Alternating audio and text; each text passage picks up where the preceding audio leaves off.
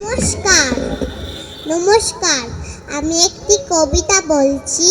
কবি প্রসেনজিৎ মজুমদারের লেখা ছোটদের পূজা। মাঝি আবার এসে গেল, বাজলো থাক ঢোল। তোরা সবাই তাড়াতাড়ি বই খাতা তোল। কার্তিক, গণেশ, লক্ষ্মী, সরস্বতী এসেছে মামার বাড়ি।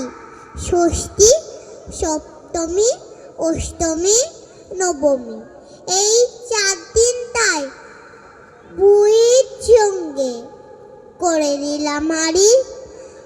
মা যদি থাকতো তার রোজই বাপের বাড়ি, পড়াশুনো হতো না যে, মজা হতো ফাড়ি।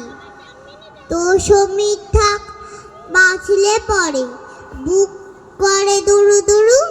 কাল থেকে যে করতে হবে আবার পড়া শুরু।